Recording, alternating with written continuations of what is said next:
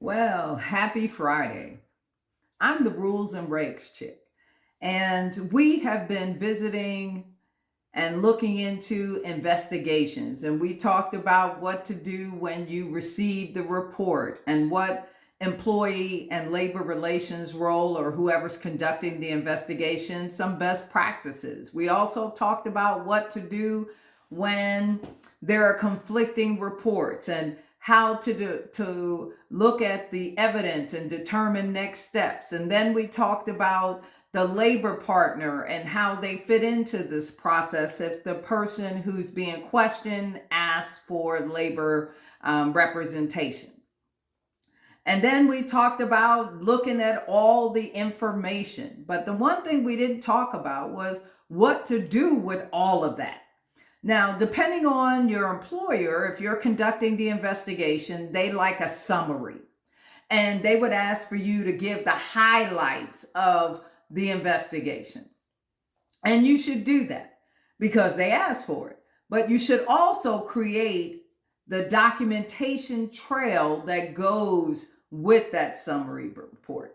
So the summary report lists the allegations. It lists the names of the people you interviewed, the dates and times of those interviews, if they submitted statements during those interviews or afterwards.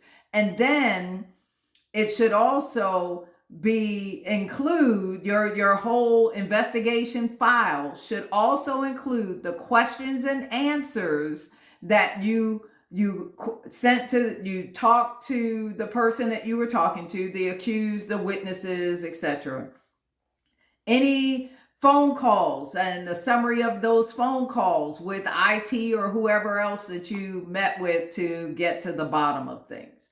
It should also include those statements. Now, one of the things that because I trained the people that work for me how to conduct investigations, one of the things that I always had them do was you ask the questions, you're writing down the answers, then you send it to the person that you interviewed and say, hey, here's what I saw and here's what I captured. And if you have any suggested changes, use track changes, then send it back to me. Then I look and compare it to my notes and say, okay, or if it's something new, I say, no, this is new. Now you can take that and put it on an additional statement because you didn't bring that up during the time. Or you can put an asterisk and say clarification point, something to indicate that you didn't mention that during the interview.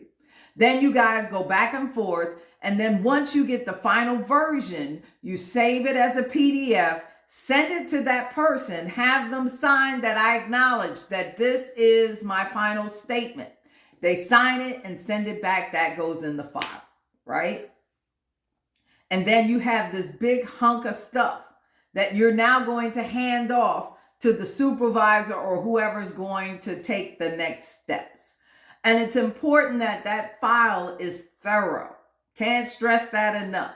As employee and labor relations, I used to hate getting these contractors who submitted investigations that didn't support the allegations or clarify anything. They were just kind of willy-nilly, like I sort of did something and y'all paid me big money, which is why you need training. Again, I'm the Rules and Regs Chick. If you want to talk about it, be about it. Reach out to me. Ask me the questions that you need answers to, and I'll do my best to get back to you on it.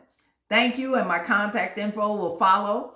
Have a great weekend. If you're where the winter weather's getting ready to hit, woo, get ready, get ready. I'm in Texas. They don't treat the roads. People are out there flying around in these big trucks causing problems. I'll be in the house. Enjoy your weekend. Be safe out there.